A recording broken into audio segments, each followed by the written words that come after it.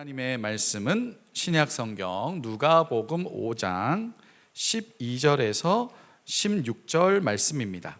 누가복음 5장 12절에서 16절 말씀 저와 한 절씩 교독하도록 하겠습니다.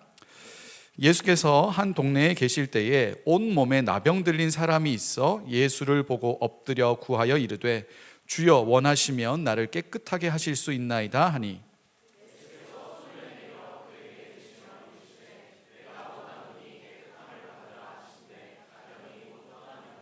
예수께서 그를 경고하시되 아무에게도 이르지 말고 가서 제사장에게 내 몸을 보이고 또 내가 깨끗하게 되므로 인하여 모세가 명한 대로 예물을 드려 그들에게 입증하라 하셨더니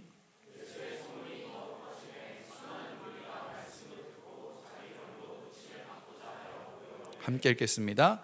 예수는 물러가사 한적한 곳에서 기도하시니라. 아멘. 우리 자리에 앉으시고요. 오늘은 우리 쉐마 찬양이 있습니다. 찬양으로 하나님께 영광 돌리겠습니다.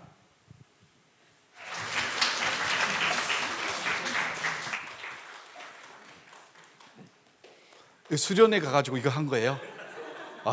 이 수양관에 가가지고 특훈을 했다는 게 이 곡이었습니다. 그 다음 수련회는 언제예요? 여름. 그럼 그 사이는 안 합니까? 그렇군요. 네. 되게 좋은 찬양 또 좋았어요. 너무 감사하고요.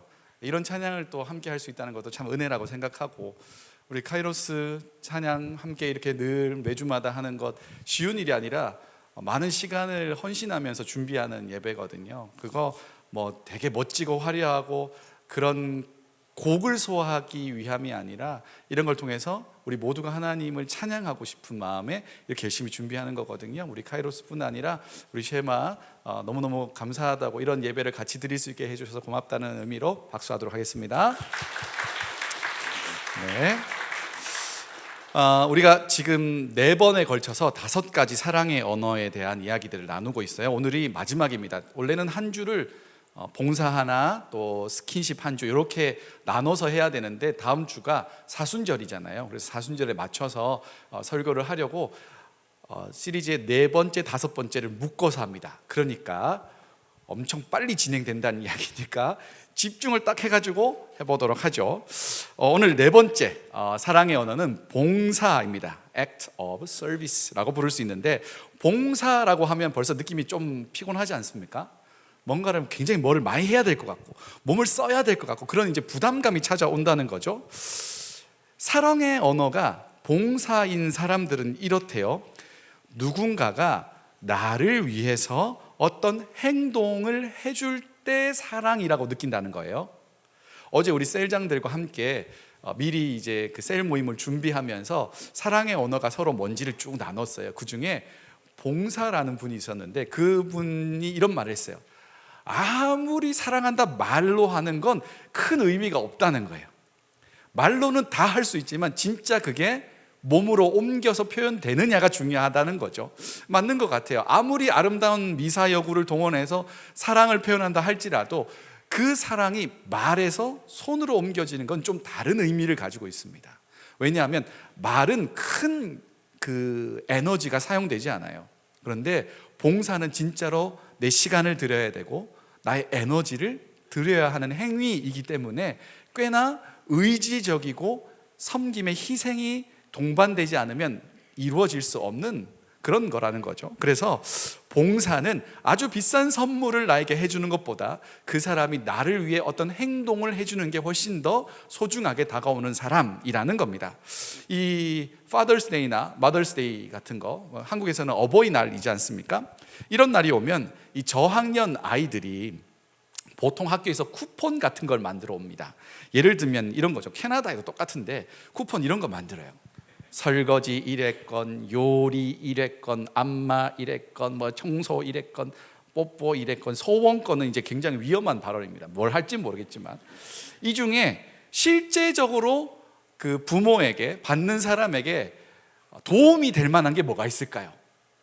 일단 설거지 1회를 하면 또 내가 1회를 해야 돼요. 얘네들이 설거지를 해놓으면 다시 해야 돼. 그죠? 요리 1회를 하면 그거를 먹고 굉장히 위험한 상황이 발생될 수 있어요. 내가 다시 요리를 또 해야 돼. 안마 이래. 안마. 저희 이제 그 둘째가 그레이드 2 아닙니까? 2학년짜리인데 요즘 조금 힘이 붙었어요. 그래가지고 제가 이제 딱 퇴근하고 나 안마 좀 해줘라 그러면 이제 지가 와요. 와가지고는 이제 막 두드려 줍니다. 근데 어릴 때, 그거보다 더 어릴 때는 어땠냐면 조물조물 막 하잖아요. 그러면 이게 그냥 간지럽히는 것 같아요. 그냥 막 키득키득 하면서 우리 둘이 중에 서로 좋아하는 행동이에요. 지는 간지럽히면서 좋아하고 나는 이제 간지럽힘 당하면서 좋아하는 이런 건데, 요 친구가 이제 2학년이 되면서 이 종아리 같은 거 안마 해주는 이제 그만 막 이럴 정도로 이제 힘이 붙었다. 큰 아이가 이제 8학년이니까 얘한테는 부탁하지 않습니다. 제가 다칠 수 있어요. 네. 신발 정리 이랬건 뭐 할 수 있겠죠. 청소 이랬건 이거 다 사실은 나에게 도움이 된다기보다는 그냥 사랑의 표현이라 할 수 있습니다. 그런데 여기 나와 있는 소원의 종류가 중요해요. 이런 종류는 왜 나오는 거냐면, 이걸 받아봤을 때 귀엽고 사랑스럽죠. 그런데 이런 품목이 왜 나오냐 하면, 이건 내가 할 때 꽤나 번거롭고 수고스러운 일이기 때문에 그래요. 누군가 나에게 봉사한다고 할 때 내가 정말로 좋아하고 즐거워하는 것을 가지고 봉사하는 건 큰 의미가 사실 없어요. 저는 이제 취미가 캐나다 와서는 없어졌지만, 한국에서 제가 좋아하던 그 취미 중에 하나는 프라모델을 만드는 겁니다. 프라모델, 건담 이런 거 있잖아요. 이런 거 만드는 걸 꽤나 좋아했습니다. 왜냐하면 아무 생각 없이 그걸 만들면 되거든요. 그거 할 때 잡생각이 없어져요. 근데 요즘 나오는 그 건프라라고 부르는 그 프라모델의 퀄리티가 굉장히 높아서 이거를 조립하는 데 꽤 오래 걸립니다. 그냥 이제 만들어서 완성품을 보는 그 재미보다는 만드는 그 과정 자체가 재밌기 때문에 이걸 니퍼로 자르고 칼로 다듬고 사포로 거친 면을 정리하고 뭐 이런 행동을 하는 거예요. 그런데 우리 꼬맹이가 만약에 이 봉사 쿠폰을 만들면서 아빠 프라모델 대신 만들어주기 라고 한다면, 이건 제가 받기가 좀 곤란해요. 왜요? 이건 내가 좋아하고 즐거워하는 행동이거든요. 그러니까 누군가 나를 위해서 봉사해 준다는 건 내가 하기에 좀 꺼리고 부담스럽고 에너지도 좀 들어가고 누군가 대신 해줬으면 할 만큼의 수고로움과 번거로움이 있는 것에 대한 부분이 많다, 이런 거죠. 누군가가 사랑의 언어가 봉사라고 한다면 나를 위해 해주는 어떤 행동이 꽤나 감동스러운 것으로 다가오는 겁니다. 아까도 말씀드렸지만 그렇다고 해서 아무거나 막 해주면 안 됩니다. 그죠? 그 사람이 싫어하고 불편해할 만한 행동을 할 수도 있는 거거든요. 이거는 내가 오롯이 해야 되는 건데 나오세요 하고 내가 하는 것, 그것도 위험할 수 있다는 거죠. 그래서 내 눈에 좋아 보이는 것으로 봉사하는 게 아니라 상대방이 요거 해주었으면 하는 것을 해주는 게 봉사라고 할 수 있는 겁니다. 그러려면 우리가 좀 눈치가 빨라야 돼요. 상대방을 볼 때 내가 어떤 것 해주면 이 사람이 참 고마움을 느낄 수 있을까? 어떤 부분을 내가 도와주면, 내가 봉사하면 이 사람이 사랑이라고 느낄까를 먼저 생각해야 된다는 거예요. 그러니까 이 말이 무슨 뜻이냐면, 나 중심의 사랑의 언어가 중요한 게 아니라 상대방의 사랑의 언어에 맞추어서 내가 하는 게 중요하다는 거죠. 여러분들이 상대방의 필요를 잘 볼 수 있는 눈이 있다면 그건 참 하나님 주신 선물 중에 하나일 겁니다. 길 가는데 우리 공동체 이렇게 모여 있는데 얘는 오늘 너무 피곤해 보인다, 내가 가서 이렇게 격려하는 말을 해주면 좋겠다, 이런 게 눈에 보이면 참 좋을 텐데 그게 사람이 잘 보이지 않는다는 거죠. 그래서 중요한 건 뭐냐면 관찰입니다. 관찰. 사랑의 언어를 다 이루어가는 가장 기초에는 뭐가 있냐면 관찰하는 거예요. 상대방을 사랑의 눈으로 바라보는 거예요. 그리고 내가 자신이 없으면 물어봐도 괜찮습니다. 내가 당신을 위해서 무언가를 하고 싶은데, 내 시간과 에너지를 드리고 싶은데 어떤 것을 하면 좋을까요? 라고 물어보는 게 오히려 더 현명할 수도 있어요. 그 물어보는 것 자체가 벌써 그 사람에게는 행복이 될 수도 있는 거거든요. 그래서 봉사는 그런 의미가 있다. 이건 다른 사람을 위해서 기도하는 것도 마찬가지입니다. 제가 결혼을 앞둔 커플들에게 꼭 해주는 말이 있습니다. 대부분 이 공동체 내에서 결혼을 하거나 두 사람 모두 신앙이 있으면 제가 이렇게 물어봐요. 기도 서로 하시냐고 물어봐요. 서로를 위해서 기도하냐고 물어봐요. 그럼 대부분 뭐라고 대답하냐면 서로를 위해서 기도한다고 대답합니다. 그러면 또 물어봐요. 그럼 어떤 기도 제목으로 기도하냐고 물어보면 생각보다 조금 당황하는 표정이 많습니다. 왜냐하면 서로를 위해서 기도하고 있긴 해요. 그런데 구체적으로 어떤 기도 제목을 가지고 기도하는지에 대해서 본인도 잘 정리가 되어 있지 않고 계속 반복적으로만 기도할 때가 많은 거예요. 하나님 보자, 준민이가 앞에 있으니까 제가 준민이하고 결혼한다고 생각해 보세요. 저는 결혼했으니까 이제 안전하니까. 자, 준민이한테 결혼하는데 제가 이제 준민이를 두고 기도하는 거예요. 나에게 결혼 파트너예요.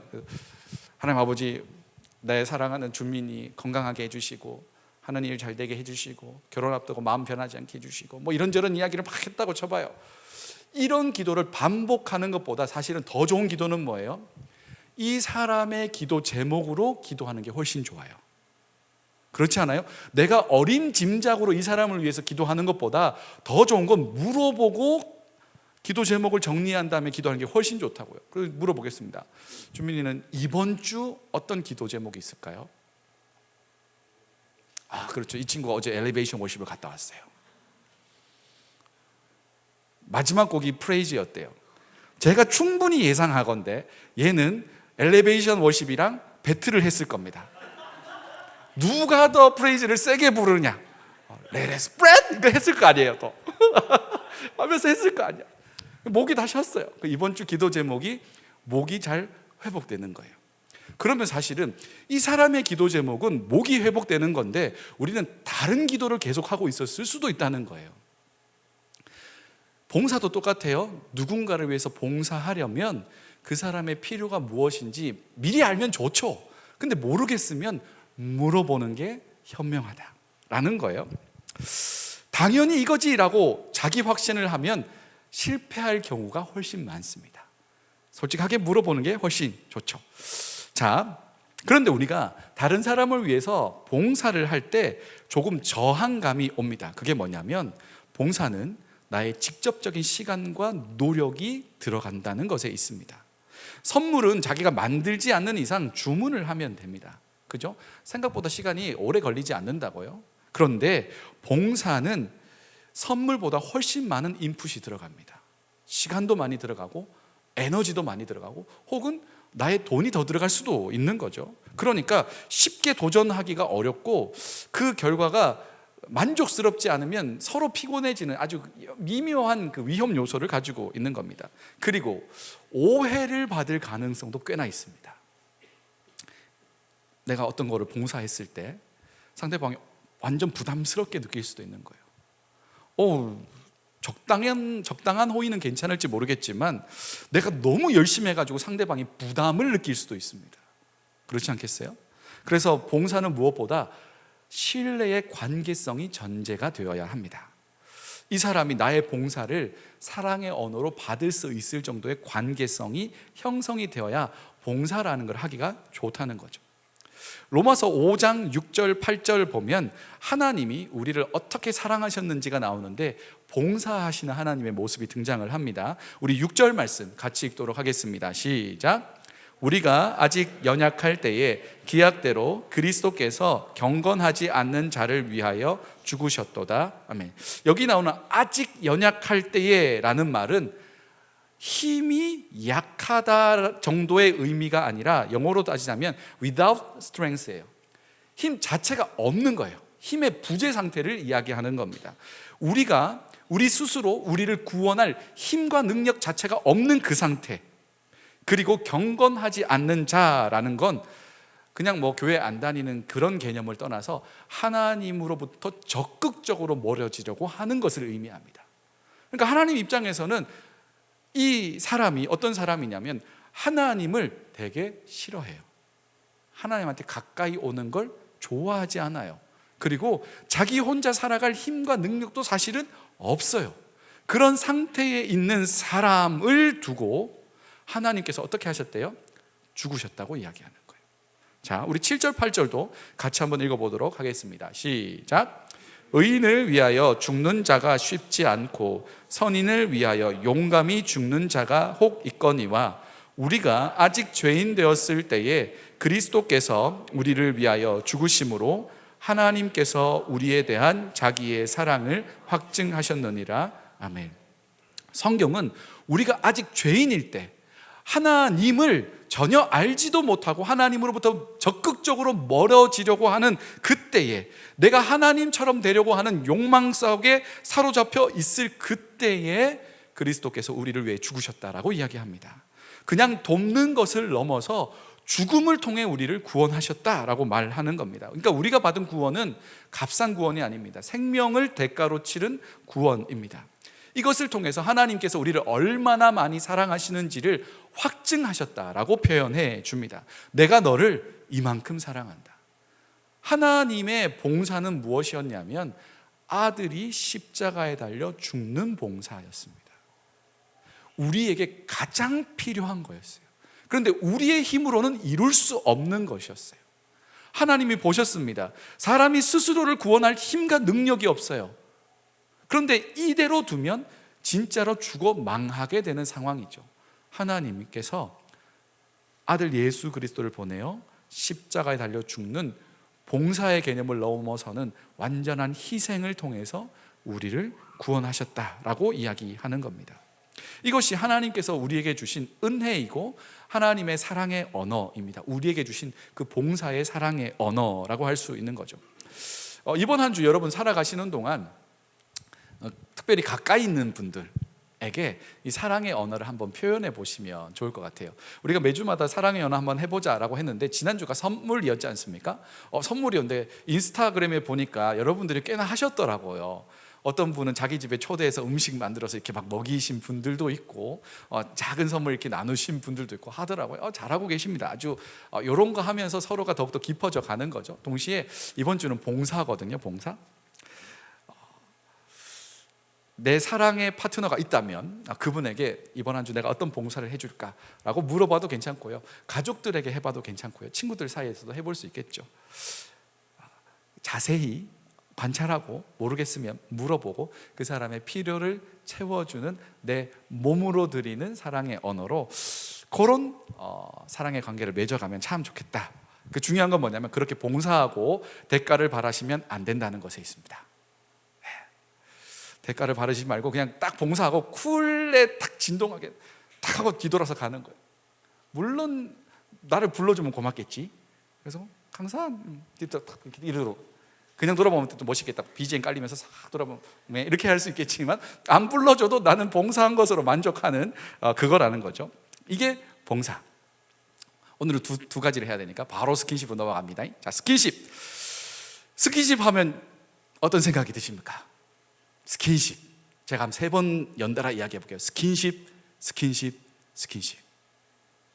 부끄럽습니까? 약간 민망하고 얼굴이 빨개지고 뭐 그럴 수 있겠죠. 스킨십이 여러 종류가 있는데 손을 잡아주는 것도 있고 등을 토닥여주는 것도 있고 꼭 안아주는 것도 있겠죠. 이게 단순하게 섹슈얼한 그런 의미를 가지는 게 아니라는 거예요. 친밀한 관계성에 기초를 둔 스킨십을 이야기하는 거예요. 그런데 이 스킨십은 말이죠, 굉장히 양면성이 강한 사랑의 언어입니다. 관계를 형성하기도 하지만 관계를 파괴하기도 하기 때문에 그렇습니다. 친밀한 상대에게 친절하게 다가가는 스킨십은 관계를 더 깊게 만들 수도 있겠지만 나의 마음대로 하는 스킨십은 관계를 파괴할 수도 있습니다. 이 긍정적인 면의 스킨십은 이런 겁니다. 저희 둘째 이제 잠을 자다가 약간 무서운 꿈을 꿀 때가 있을 거 아니겠어요? 그러면 어머 이러고 있단 말이에요. 그러면 엄마가 등을 토닥토닥 해줍니다. 그러면 금방 잠잠해져요. 두려움이 찾아왔는데 한번 토닥토닥 해주는 걸로 안정감을 확 느끼는 거죠. 이런 긍정적인 방식의 이 스킨십이 있다면 반대로 파괴적인 스킨십도 있습니다. 예를 들어 내가 길을 혼자 밤에 밤길을 걸어가고 있는데 누군가 갑자기 뒤에서 나타나서 손을 딱 잡는다고 생각해 보세요. 그러면 나의 의사와 관계없이 이루어지는 그런 스킨십들은 매우 나의 인격과 관계를 파괴하는 행동이 되는 거죠. 이거 굉장히 실제적인 이야기인데 여러분들이 성인이고 또 연애도 하고 만남도 가지고 하지 않습니까? 그 가운데 여러분의 의사와 관계없는 스킨십을 자꾸 시도하는 사람, 혹은 그것을 강압적으로 하려는 사람이 있다면 굳이 그 사람을 안 만나도 됩니다. 무슨 말이냐면 하나를 보면 열을 아는데 나의 의사를 존중하지 않고 본인의 뜻대로 휘두르려고 하는 사람은 만남 이후에 그 정도와 강도가 세질 가능성이 훨씬 높습니다. 여러분이 분명하게 의사표현을 하는 거예요. 나는 오늘 그냥 간단하게 만나가지고 차 한잔 마시고 집에 가고 싶어요. 근데 얘가 자꾸 너무 질척거려, 막 질척거려. 그럼 뭐라고 해야 돼요? 오늘은 우리 간단하게 깔끔하게 만나고 집에 가자. 나 오늘 많이 피곤해 라고 했을 때 상대방이 나 안 되는데? 나는 오늘 끝장을 볼 생각인데? 그러면 돌아서서 가라고요. 근데 사람이 얼마나 재빠른지요. 그런 척하면서 천천히 계획을 세워가지고 결국 자신이 원하는 바를 이루려고 하는 사람이 훨씬 많아요. 나의 의사를 존중하지 않는 사람과 평생을 함께 한다고 생각해 보세요. 그건 꽤나 좀 고통스러운 일이 될 수도 있다는 거죠. 자, 다시 일반적인 스킨십으로 돌아보겠습니다. 이 사랑의 언어가 스킨십인 사람은 다른 것보다 나의 피부에 와닿는 촉감 같은 것을 통해서 상대방이 나를 향한 마음을 더 잘 인지한다는 거예요. 그렇다는 겁니다. 그것으로 자신의 사랑의 탱크가 채워진다는 거죠. 그런데 중요한 건 상대방이 나의 스킨십을 부담스러워하거나 싫어하거나 하는 관계라면 절대로 하면 안 되는 겁니다. 이 교회에서 이런 부분에 연약한 분들이 있어요. 그러니까 상황 판단이 빨리 안 돼가지고 이 사람이 나에게 이렇게 터치되는 걸 별로 안 좋아하는데 계속 터치하는 사람들이 있을 수 있어요. 그건 굉장히 위험한 겁니다. 특별히 이제 목사는 조심할 부분이 많지 않습니까? 그런 것 중에 하나가 형제들이야 뭐 이렇게 두들기고 막 이렇게 할 수 있어. 근데 자매들한테 사랑의 언어 스킨십으로 다가간다고 해가지고 막 등을 이렇게 만진다고 생각해 보세요. 그러면 누군가가 저를 보면 이제 손목을 탁 잡고 왜 이러십니까? 뭐 이럴 수 있겠죠. 그래서 보통은 어떻게 하냐면 그냥 하이파이브를 하든지 어깨를 한번 토닥거리고 그 정도 선에서 끝나는 거죠. 그러니까 상황을 따라서 잘 해야 된다. 저자는 제1의 언어가 사랑의 언어가 스킨십인 사람들에게는 이렇습니다. 사랑해요, 고마워요, 미안해요 하는 말보다 한번 꼭 안아주는 게 훨씬 더 그 의미가 깊게 다가온다는 거예요. 그런 사람이 있을 수 있다고 이걸 이상하게 생각할 것이 아니라 그 사람의 사랑의 언어는 말로 하는 것보다 꼭 안아주는 게 훨씬 더 효과적으로 위로받고 있고 사랑받고 있음을 느낀다라는 거죠. 어린아이일수록 그런 게 훨씬 더 많은 것 같습니다. 우리 큰아이한테는 수고했다라고 하는 게 더 그 효과적인데 인정해주는 말이 훨씬 좋아요. 뭐 고등학교 입시했을 때 열심히 준비해가 결국 해냈구나, 수고했다. 근데 둘째는 수고했다 이것보다 수고했다 그러면 또르륵 달려와서 안아달라고 하는 거거든요. 그러니까 어린아이일수록 사랑의 언어가 스킨십이 훨씬 더 많은 것 같아요. 그리고 저자가 한번 피드백을 하는 이런 거 있어요. 사랑의 언어가 스킨십인 사람은 이 스킨십을 했을 때 상대방이 불쾌했는지 안 불쾌했는지 물어볼 필요도 있대요. 이런 대화를 나눌 수 있는 관계가 되어야겠지만 내가 꼭 안아줬는데 상대방이 나는 그건 좀 불편해 라고 한다면 서로 그거에 대해서 너무 심각하게 받아들일 것 없이 오케이 알겠다 거리를 둘 수 있어야 된다는 거죠. 그게 성숙한 관계라는 거예요. 누가복음 5장에 보면 예수님이 행하셨던 사역들 가운데 치유의 사건이 등장을 합니다. 그런데 그 대상이 좀 독특합니다. 12절 상반절 우리 같이 한번 읽어보도록 하겠습니다. 누가복음 5장 12절이죠 시작. 예수께서 한 동네에 계실 때에 온병에 나병 들린 사람이 있어 예수님이 한 마을에 들어가셨습니다. 그런데 그 마을에 온 몸에 나병이 걸린 사람이 있었습니다. 나병이 한국말로는 한센병이라고 부르거든요. 온 몸에 이제 그 발진처럼 나면서 이게 골마서 상에서 썩어 문드러져가는 그런 병입니다. 이 코시모라는 사람이 그린 이 나병 환자에 대한 이야기입니다. 래퍼라고 부르는 이 나병 환자가 예수님께 왔습니다. 온몸에 막 반점 같은 게 나잖아요. 이 나병이 무서운 게 이렇게 마디마디에 발병이 되면 손마디가 떨어져 나가거나 눈썹 다 빠지고 막 그런 경우가, 그러니까 눈에 보이도록 그 증상이 발현되기 때문에 상대방에게 좋은 의미가 아니지만 약간 그 불편한, 시각적으로 불편함을 주거든요. 그래서 이 질병 자체가 굉장히 당시에도 굉장히 그 힘든 병이고 지금에도 많이 힘든 병입니다. 그래서 이 치료제가 다 있고 지금은 뭐 거의 크게 이제 전염되거나 발병되지 않는 질병이지만 그분들이 같이 모여 있는 섬도 있어요. 소록도라고 부르는, 한국에는 소록도에 나병 환자촌이 있습니다. 근데 그분들이 이제 매년마다 그분들에게 선교하기 위해서 가는 분들이 많거든요. 그런데 가면 딱 그 테스트 해보는 게 있어요. 이분들이 진짜 우리를 위해서 온 것인지 그냥 자신의 만족을 위해서 온 것인지를 너무나 많이 오니까 알 수 있는 방법이 있답니다. 그게 뭐냐면 와가지고 같이 앉아서 악수를 하거나 식사를 하는지를 본대요. 그러니까 이 사람들한테 선교하러 와서 있잖아요, 굉장히 거리를 두는 거예요. 멀리서 그냥 필요한 이제 뭐 집 청소를 해주고 뭐 농작물 좀 가꿔주고 벽에 벽화 그려주고 이런 건 해요. 그런데 이 면대면의 스킨십을 안 하려고 하는 거예요. 왜냐하면 좀 꺼림직스러운 거죠. 근데 어느 분이 와서 먼저 가서 손을 꽉 잡고 꽉 안아주고 토닥거려주고, 그런 사람들에게는 이분들도 마음을 활짝 열더라는 거죠. 나병이라는 게 그렇게 관계성을 많이 깨뜨리는 그런 어려움이 있는 병입니다. 이게 피부, 말초 신경계, 또 기도의 점막 이런 거를 침범해서 조직을 막 파괴한다는 거예요. 그러니까 조직이 막 파괴되니까 떨어져 나가기도 하고 문드러지기도 하고 막 그렇게 되는 거죠.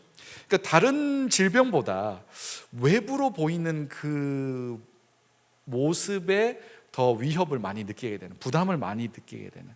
그런데 지금 현대의학으로 이것이 다 해명이 되었지만 예수님 당시에는 이 질병이 굉장히 공포스러웠습니다. 가까이 가서 접촉만 하면 나도 다 옮는 것으로 생각을 했습니다. 이런 나병 환자가 예수님께로 나옵니다. 근데 이 본문은 이상한 점이 한두 가지가 아닙니다. 일단 예수님께 나병 환자가 나온 것 자체가 말이 안 돼요. 왜냐하면 나병 환자는 원래 어떻게 하고 있어야 되냐면 마을 안에 살아갈 수 없고 마을 밖에 살아야 됩니다. 그리고 오두막 같은 거 져놓고요, 그곳을 사람이 지나가려고 하면 윗입술을 가리고 나는 부정하다를 계속 외쳐야 돼요. 왜냐하면 나를 접촉한 사람도 부정해지기 때문에 다가오지 말라는 신호를 계속 보내야 돼요. 그런데 지금 예수님이 마을에 있었거든요. 근데 한센병자가 마을에 왔어. 어떤 일이 벌어졌을까요? 한센병자가 예수님 오셨다는 소식을 듣고 나 고침받고 싶기 때문에 예수님 앞에 나가는 거예요. 그런데 마을 입구를 통과해서 들어갑니다. 사람들이 어떻게 했을까요? 어서 오십시오, 환영하고 그동안 고생 많으셨죠? 이랬을까요? 아니죠. 어이, 저 나병 환자 왜 왔지? 갑자기 왜 홍해가 갈라지듯이 그가 가는 길이 다, 아무리 사람들이 많이 붐볐어도 갑자기 대로가 펼쳐졌을 겁니다. 그리고 아이들이 막 궁금하고 신기하니까 막 달려들려고 하면 엄마들이 어떻게 했어요? 절대로 가까이 가지 말라고 다 끄집어내고 하고 있었을 거예요. 얼마나 수치와 모멸감을 느꼈겠습니까? 그럼에도 불구하고 예수님께로 가면 고쳐주실 것이라는 생각을 가지고, 믿음을 가지고 나아가는 거예요. 아마 지금 이 사람이 고침을 못 받으면 어떻게 되냐면 거의 죽임을 당했을 가능성이 높습니다. 심각한 죄를 저지르고 있는 거거든요. 지금 이 그림에서는 사실 주변에 사람들이 가득 있는 것으로 묘사되어 있지만 상식적으로 생각해 보면 나병 환자가 예수님께로 가까이 나왔을 때 상당히 일정 거리 이상의 사람들이 다 뒤로 빠졌을 거예요.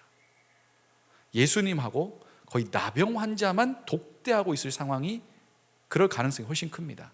사람들이 혹시라도 가까이 가서 접촉한다면 난리가 나니까요. 아무 사람 없이 덩그러니 혼자 남겨진 이 사람, 이게 자신의 운명이라고 굉장히 스스로를 자책하고 원망하고 부모를 막 원망했을 가능성도 있습니다. 이 한센병 환자는 그대로 덩그러니 혼자 남겨져 있죠. 그때 예수님이 하신 행동이 12절 하반절에 있습니다. 우리 같이 한번 읽어보겠습니다. 시작. 예수를 보고 엎드려 구하여 이르되 주여 원하시면 나를 깨끗하게 하실 수 있나이다. 예수님을 봤어요, 나병 환자가. 그리고 엎드립니다. 아무에게나 이렇게 한 건 아닙니다. 이 사람은 지금 목숨을 걸고 나를 고쳐줄 수 있는 유일한 대상에게 완전히 엎어져서, 이거는 완전히 순종과 이 복종의 의미를 가지고 있거든요. 완전히 엎어져요. 그리고 이야기하죠. 나 정결법, 구약에 나타나 있는 이 율법에 나와 있는 정결하고 부정한 그거, 그 나병 환자는 부정하거든요. 나병 환자는 발병하는 즉시로 밖으로 나가야 돼요. 그래서 부정하다 하다가 혹시라도 이게 낫잖아요. 나으면 아무에게 말하지 말고 제사장에게 가서 자기가 깨끗하게 나았다는 걸 확인을 받아야 그제서야 마을 안으로 들어올 수 있거든요. 근데 이 정결법을 어기고 예수님께 나와 엎드립니다. 그리고 말합니다. 뭐라고 말하냐면 주님이라고 말합니다. 여러분, 그걸 혹시 아시나요? 예수님이 나의 주님이라는 그 말은 단순하게 예수님이 나의 인생의 구원자라는 의미를 떠나서 나의 모든 것의 주인이라는 것을 의미합니다. 그렇다면 여러분의 문제의 주인은 누구예요? 여러분이 가지고 있는 문제나 고통의 주인은 누굽니까? 주님이에요. 예수님이에요. 그것까지 포함한 말이 주여라는 말이라고요. 예수님이 보실 때 우리의 문제는 누구 문제예요? 주인이신 예수님의 문제예요. 제가 요즘 세금 보고 하거든요. 처음 해보는 거예요. 한국에서는 해본 적이 없어요. 뭐가 준비할 게 되게 많더라고요. T4는 뭔지 처음 알았고 T5는 뭔지 처음 알았어요. 저는 투자한 적이 없거든요. 근데 T5가 어제 그 노체통 열어보니까 있더라고요. 근데 그 이자도 T5로 나오대요. 그래가지고 뭔가 이걸 또 다 정리해가지고 세무사 하는 분에게 갖다 줘야 되고 이게 막 머리가 지끈지끈하거든요. 저는 문과거든요. 문과 혹시 아세요? 미안하다. 내가 옛날 사람이네. 그 한국에는 문과, 이과가 있습니다. 그래서 이 인문 계열, 언어를 중심으로 하는 철학, 인문 이런 계열과 이과라고 부르는 이공 계열, 테크, 매스매틱 이런 거, 사이언스 하는 그런 쪽이 있어요. 저는 숫자가 싫어서 계산하는 거 싫어가지고 인문계 갔거든요. 그리고 경영학과를 갔더니 경영수학이란 걸 했잖아요. 이자 복리 계산하고 이런 거 있잖아요. 놀라웠습니다. 이거 세금 보고 막 하잖아요. 그런데 이거는 저에게 굉장히 부담스럽고 어려운 일이더라고요. 왜냐하면 이건 내가 해결해야 될 문제니까요. 이걸 다른 사람은 그렇게 문제로 생각하지 않아요. 당사자가 힘든 거예요. 그런데 하나님이, 예수님께서 우리를 보실 때 나의 문제는 곧 예수님의 문제이기도 해요. 왜냐하면 내 삶의 주인이 누구 거예요? 하나님 거이기 때문에 그렇습니다. 당시 사람들은 이런 중한 병이 걸리면 자신이나 혹은 부모님의 죄 때문에 걸린다고 생각했어요. 예수님의 제자들이 물어보잖아요. 이 사람이 이렇게 된 것 누구 때문입니까? 이 사람 때문입니까? 그 부모 때문입니까? 이렇게 물어본 적도 있거든요.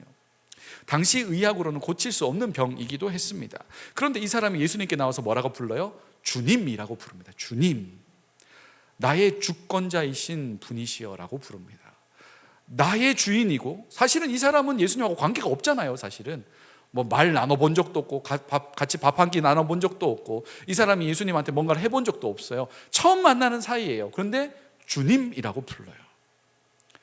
나의 주인이면서 나의 병을 다스리실 수 있는 분이시라는 고백인 거죠.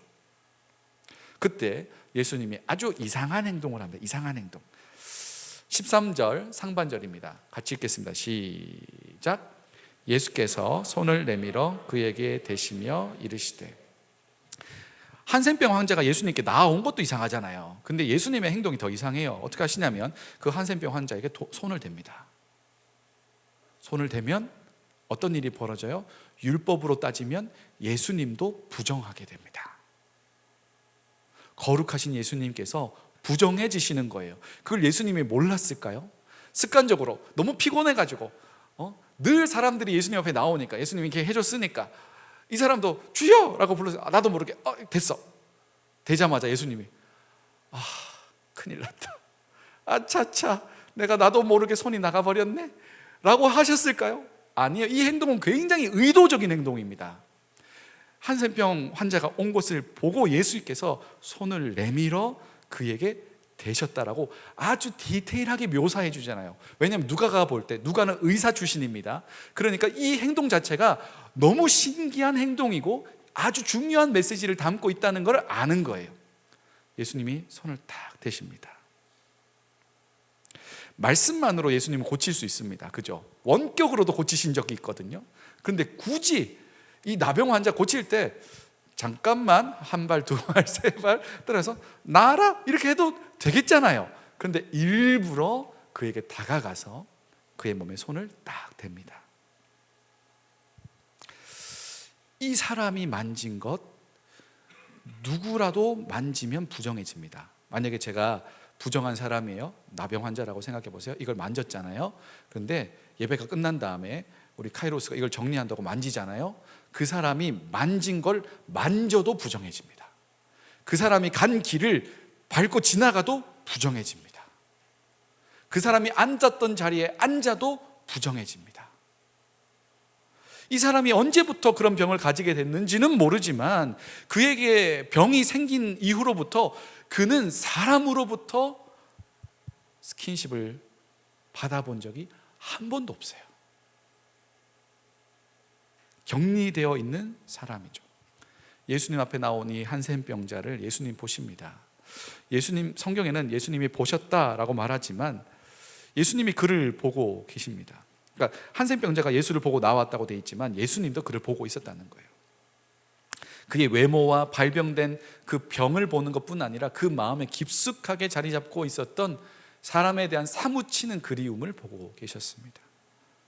그 안에 있는 수치심, 세상을 향한 원망, 언제 나올 수 있을까라는 그 답답함을 다 보고 계셨습니다. 지독한 외로움과 고독을 보고 계셨습니다. 그리고 그 예수님께서 공감하시죠. 그에게 손을 댑니다. 병이 낫는 것도 너무너무 감사한 일인데 이 외롭고 외로운 나에게 누가 와서 내 몸에 손을 대어주는 것 자체가 한센병자에게는 굉장한 사건이었을 겁니다. 누구도 해주지 않은 일이죠. 예수님이 부정하게 될 수 있는 그런 위험을 가지고도 예수님은 그 일을 하십니다. 병을 낫게 해주는 것보다 더 중요한 건 이 사람의 지독한 외로움이 해결되는 게 먼저였기 때문에 그렇습니다. 손 어떻게 되셨을까요? E.T. 영화에 보면 이렇게 만나잖아요. 예수님 여기 막 칭칭 다른 걸로 다 감아놓고 손가락만 이렇게 뚫어서 이렇게 하셨을까요? 아니에요. 손발 걷어 붙이셨을 거라고요. 손을 막 걷어 붙이고 이렇게 해주셨을 거라고. 그걸 사람들이 보고 있었습니다. 사람들은 어떻게 하고 있었을까요? 예수님 미쳤나 봐. 나 예수님 따랐는데 이제는 예수님하고 터치 못 하겠네. 어떤 일이 무슨 생각이시지? 별의별 생각 다 했을 겁니다. 제자들은 또 어떤 생각했을까요? 예수님 도대체 왜 이러세요? 지금 난리 났어요. 사람들 지금 반응 이상하다고요. 예수님 어쩌시려고 이런 거 하는 겁니까? 며칠 동안 자가격리 좀 이따 일주일, 무조건 기본이 일주일이거든요. 그 율법에 나와 있는 자가격리 기간은 일주일입니다. 그래서 무조건 자가격리 하시고요. 일주일 뒤에 봅시다. 이러면서 제자들이 갔을 수도 있죠. 그런데 수많은 사람들이 이 사건을 가지고 수근수근 거릴 때 단 한 사람만 은혜로 받아들입니다. 누구예요? 한센병자. 누구에게도 받아보지 못한 그 사랑을 지금 받고 있는 거예요. 그 손을 대신 그 피부의 접촉 사이의 온기로 예수님의 마음이 전달되지 않았을까요? 그동안 얼마나 많이 외롭고 힘들었냐, 얼마나 많이 스스로를 저주하고 원망했니, 힘들었지라는 그 주님의 마음이 전달되지 않았겠습니까? 그러니까 예수님께서 그 사람의 몸을 치유하기 전에 그 사람의 인격과 마음을 먼저 치료하는 거예요. 굳어져 버린 마음의 상처를 녹이기 시작합니다. 예수님께서 손을 대신 이유가 그 사람의 전 인격을 치유하기 위함이라면 또 한 가지 이유가 있습니다. 그건 뭐냐면 예수님이 치료의 보증인이 되어 주시는 거예요. 혹시 그거 아세요? 연대 보증이라는 말 아세요? 이게 절대로 하지 말아라라고 하는 것 중에 하나가 보증 서지 말아라는 말이 있거든요. 이 사람 뭐냐면, 이 사람이 이 은행으로부터 돈을 빌리려고 해요. 근데 이 사람의 재정 상태가 별로 좋지 않아요. 그래서 다른 사람에게 스폰서를 받아서 이 사람의 크레딧으로 내가 돈을 빌리는 거예요. 그런데 이 사람이 돈을 못 갚으면 누가 갚아야 돼요? 이 스폰서가 갚아야 되는 거죠. 그래서 이 보증을 서로 서주지 않는 게 중요하다, 뭐 이런 이야기를 많이 하거든요. 그런데 예수님이 이 사람의 몸에 손을 대버렸어요. 그러면 어떤 일이 벌어지냐면, 이 사람이 낫지 않으면 예수님이 부정하게 돼요. 그러면 예수님은 지금 어떠한 일을 하셔야 돼요? 반드시 이 사람을 낫게 해주어야 되는 거예요. 그래야 예수님도 부정하지 않게 돼요. 그러니까 예수님은 지금 공적인 선언을 하는 겁니다. 내가 이 사람의 치유의 보증인이다. 내가 이 사람을 확실하게 치료할 거다. 걱정하지 말아라 라는 의미로 손을 대어 주신다는 거죠. 그 손을 대어 줄 때 외로움도 해결되지만 이 환센병자는 무엇을 확신해요? 진짜 예수님이 나를 고칠 거라는 걸 확신하게 됩니다. 손을 대지 않으면 될까 말까 이런 생각 들었겠지. 그런데 손을 대는 순간 나 진짜 낫는구나를 확신하게 되는 거죠. 이 공감이라는 말을 한마디로 표현한 시가 있습니다. 제가 너무너무 좋아하는데 윤동주 시인의 병원이라는 시가 있거든요. 이렇게 되어 있습니다. 그가 누웠던 자리에 누워본다. 저는 이제 사순절이 되면 늘 이 식구를 떠올립니다. 병원이라는 긴 시 중에 한 구절인데, 그가 누웠던 자리에 누워본다. 저는 이게 공감이라고 생각합니다. 그가 앉았던 딱딱한 의자, 아니면 아무도 오지 않았던 그 외로움의 의자, 그 자리에 앉아보는 거예요. 그가 누웠던 자리에 누워보는 겁니다. 싸늘하게 식어져가는 그의 체온을 느껴보는 겁니다. 공감이라는 건 그런 겁니다. 그 사람이 누웠던 자리에 누워서 그가 바라보던 것들을 바라보고 그가 경험했던 것을 같이 경험해 보는 게 공감이라고 하는 겁니다. 하나님 아버지는, 우리 주 예수님은 우리의 모든 상황을 공감하시고 함께 하시고 위로해 주시는 분입니다. 그냥 멀리서 힘내라, 너는 할 수 있어, 응원해 주시는 분이 아니에요. 하나님은 우리가 누웠던 자리에 누우시는 분입니다. 우리가 외로워할 때 그 외로움의 자리에 함께 하시는 분입니다. 우리가 육체적 질병으로 고통당할 때 그 육체적 고통의 자리에 함께 누워 계시는 분이십니다. 우리가 보고 있는 걸 같이 보고 있고, 우리가 듣는 걸 함께 듣고 있고, 우리가 호소하는 것들을 함께 호소하시는 분입니다. 하나님이 우리 가운데 오셨다, 하나님이 너희와 함께 하신다, 임마누엘이라는 말은 하나님이 우리의 삶을 진짜로 공감하고 계시고, 그런데 사람의 공감과 다른 이유는 뭐예요? 하나님은 그걸 해결할 능력이 있다는 겁니다. 하나님은 공감하실 뿐 아니라 그걸 해결하시는 분이십니다. 사랑하는 여러분, 주님이 우리의 모든 상황의 주인이십니다. 예수께서 우리의 모든 문제의 주인이십니다. 주님께 가까이 나아가세요. 그분의 온기를 기도와 말씀과 찬양의 자리 가운데 느낄 수 있습니다. 주님은 우리에게 오셔서 스킨십 하시는 분이 맞습니다. 기도 가운데 우리를 꼭 안아주시기도 하고요, 말씀 가운데 들리는 음성으로 우리에게 다가오시는 분이기도 합니다. 그런데 하나님이 가장 많이 사용하는 스킨십의 방법은 공동체를 사용하는 겁니다. 누군가가 와서 토닥여주는 그 토닥임 속에 하나님의 위로하심을 경험하게 됩니다. 일주일 살아가는 동안 너무 고립돼 있었어요. 너무 외로웠어요. 근데 누군가가 와서, 주일날 와서 예배 드리기 전에 그 라운지에 있는데 누가 그런 거예요? 한 주간 잘 지냈어? 근데 그 흘러 지나가는 말 말고요, 진짜로 나에게 궁금해서 사랑과 관심을 가지고 이번 한 주 어떻게 보냈어?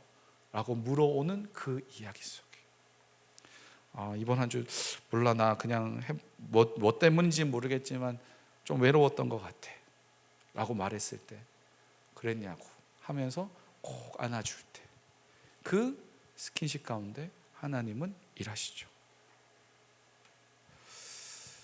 주님은 당신의 몸으로 우리 청년 일부를 부르셨습니다.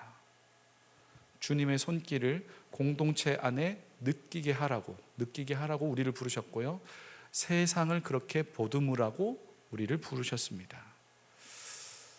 우리가 누군가에게 좋은, 적절한, 지혜롭고 사랑스러운 사랑의 언어로 다가갈 수 있게 되기를 바라요. 사랑의 언어 5가지였잖아요. 인정하는 말, 함께하는 시간, 선물, 봉사, 스킨십. 공동체 안에서 이걸 많이 훈련해 보셨으면 좋겠어요. 특별히 오늘은 셀 개강하는 날 아닙니까? 셀 모임 안에서 더 작은 소그룹 안에서 자꾸 노력해 보시고 도전해 보세요.